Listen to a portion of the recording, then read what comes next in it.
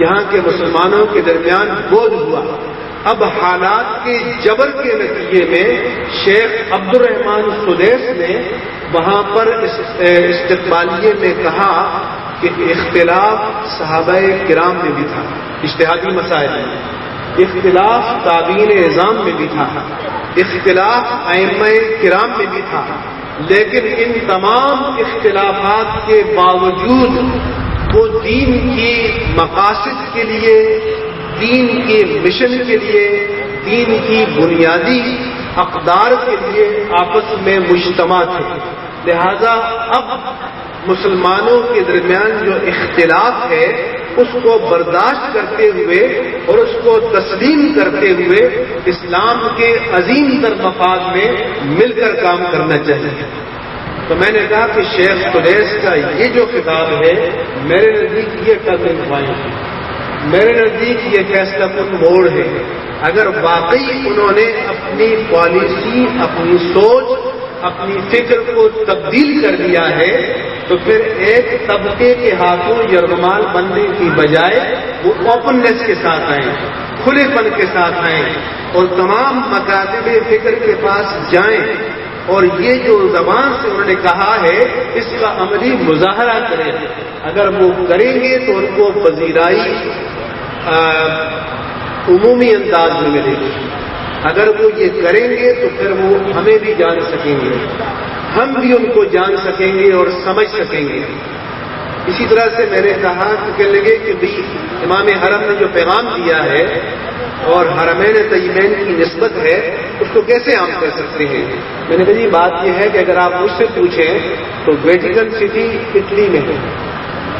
اور اٹلی کے اندر رہتے ہوئے جو کیتھولک ورلڈ کا مرکز ہے اور ان کا قبلہ ہے، ان کا کعبہ ہے ویٹیکن سٹی، وہ داخلی طور پر خود مختار ہے، داخلی طور پر آزاد ہے۔ تو میں نے کہا میں تو چاہتا ہوں کہ حرمین طیبین کے ممبر کو اور عرفات کے ممبر کو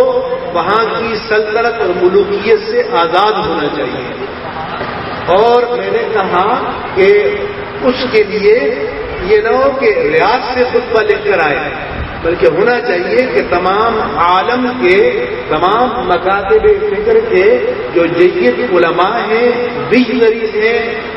مفکرین ہیں، اہل نظر ہیں، وہ پالیسی طے کرے اور اس کا اعلان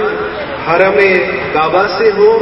حرم مدنی سے ہو اور خطبہ عرفات سے ہو۔ اور جب یہ ہوگا تو پھر خطبہ عرفات کو وہ حیثیت ملے گی جو میرے آقا و مولا صلی اللہ علیہ وسلم کے خطبہ حجۃ الوداع کو ملے گی۔ تو میں نے کہا کہ جب انہوں نے پوچھا ہے تو جو کلمہ حق ہے وہ کہہ دینا چاہیے، اس لیے میں نے پی ٹی وی پر بھی یہ بات کہی۔ تو میں جناب مصطفیٰ انصاری صاحب، میں ان کی قدر کرتا ہوں اور مجھے ان سے محبت ہے، اور یہ ایک بہت بڑے باپ کی ان وراثتوں کے امین ہیں، لیکن ان کی ذمہ داری ہے کہ اپنے والد ماجد کے اس ورثے کو، علمی وراثت کو، دعوت و ارشاد کی وراثت کو، طریقت کی وراثت کو آگے بڑھائیں اور تحقیق کی وراثت کو آگے بڑھائیں۔ عربی میں، انگلش میں ان نوجوانوں سے لٹریچر تیار کریں، ان کے لٹریچر کو عربی میں کنورٹ کریں،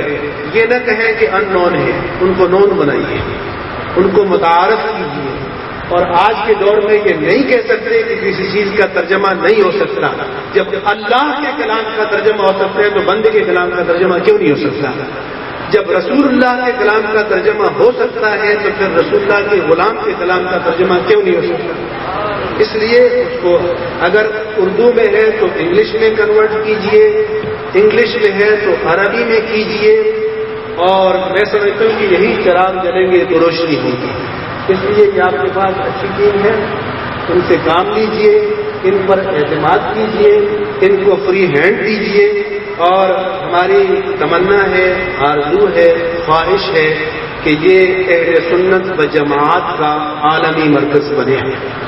اور اس مرکز سے عالمی سطح پر اہل سنت و جماعت کا تعارف ہو، اور اس کا کیریکٹر بھی کلیئر ہونا چاہیے، اس کا کیریکٹر بھی واضح ہونا چاہیے، اس کا کیریکٹر بھی علامہ عبدالرحیم صدیقی رحمہ اللہ تعالی کے مسلک کے مطابق واضح ہونا چاہیے۔ کوئی ایمبیگوٹی، کوئی ابہام، کوئی پردہ پوشی نہیں ہونی چاہیے۔ اور مجھے امید ہے کہ اگر آپ اس صداقت کے ساتھ اس کام کا آغاز کریں گے تو انشاءاللہ تعالی ساری دنیا میں اسلام کو پذیرائی ملے گی، مسلک حق اہل سنت و جماعت کو پذیرائی ملے گی، اور ڈاکٹر فضل الرحمان انصاری رحمہ اللہ تعالی کا تعارف جہاں جہاں نہیں ہو سکا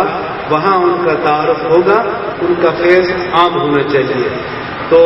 جناب مصطفیٰ انصاری صاحب، مجھے نہیں معلوم کہ میری کتنی زندگی باقی ہے، آپ کی کتنی زندگی باقی ہے۔ ہمارا مدارس کا کنوینشن تھا، تمہارے سرپرست اعلیٰ علامہ حسین الشاہ صاحب نے فرمایا کہ میں تم سب سے چھوٹا ہوں، حالانکہ وہ 70 سال کے ہیں، سب سے بزرگ تھے۔ انہوں نے کہا کہ میں نے اس معنی میں چھوٹا کہا ہے کہ اب میرا وقت تھوڑا ہے اور ان نوجوانوں کا وقت زیادہ ہے، آپ کا وقت بھی تھوڑا ہے نسبتاً، میرا وقت بھی تھوڑا ہے، اس لیے اس تھوڑے وقت میں زیادہ کام کیجیے۔ میں پھر آپ سے کہوں گا کہ اس ٹیم پر اعتماد کیجیے، اور میں آپ کو سچ کہتا ہوں کہ اتنے اچھے رفاقا کی ٹیم ملنا اس دور میں بہت مشکل بات ہے۔ اتنے مخلصین کا مل جانا اور جمع ہو جانا اس دور میں آسان بات نہیں ہے، لیکن اگر مخلص رفقا بھی ہوں، نوجوان رفقا بھی ہوں، استعداد کے حامل بھی نہ ہوں، حامل بھی ہوں، اور ان سے کام نہ لیا جا سکے تو پھر یہ کیپٹن کی ناکامی ہوگی۔ اور میں آپ کو کامیاب دیکھنا چاہتا ہوں، میں چاہتا ہوں کہ یہ اعزاز، یہ افتخار آپ کو ملے، اس لیے آپ پورا ٹائم دیجیے، آپ ان کو بس سرمایہ دیجیے، آپ ان کو وسائل دیجیے، آپ ان کو ٹارگٹ کیجیے، آپ ان کو اہداف دیجیے، اور اپنے عظیم والد ماجد رحمہ اللہ تعالی کہ اس عرس کے موقع پر ان کے لیے اپنے حسن نیت کو صدقہ جاریہ بنائیے،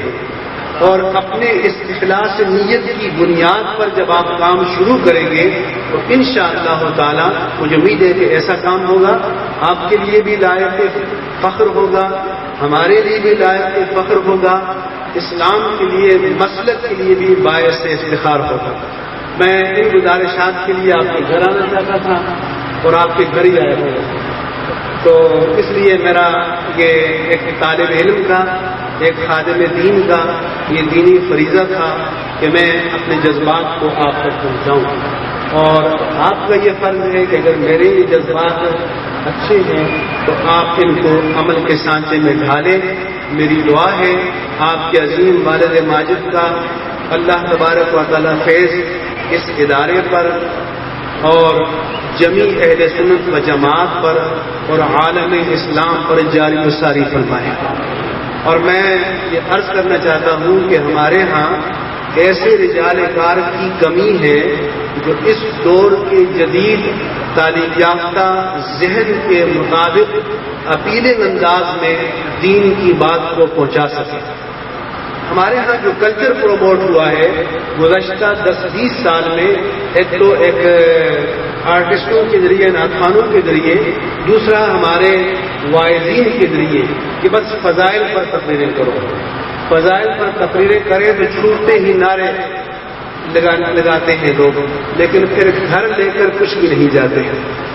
تو میں کہا کرتا ہوں کہ یہ نعرے کم لگاؤ، اور میری تو یہ تمنا ہے کہ یہ نعرے بجائے ہوا میں مرتعش ہونے کے آپ کے اندر داخل ہو جائیں اور آپ کے باطن میں کوئی تبدیلی لائیں۔ اس لیے ایسے لوگوں کی ضرورت ہے، یونیورسٹیز، تعلیم یافتہ لوگ۔ آج مجھے فخر ہے کہ ہماری یہ دعوت اسلامی تبلیغی جماعت موجود ہے، لیکن ان سے بھی ملتا ہوں تو ان سے بھی کہتا ہوں کہ اللہ کے لیے اپنے اندر کسی عالم کے لیے بھی کوئی جگہ بنائیے، تاکہ آپ کے جو پروگرام ہیں ان کے پرائم ٹائم میں کوئی 1 گھنٹہ 2 گھنٹہ کسی ایک عالم کا، کسی 2 علماء کا ایسا خطاب ہو جس کو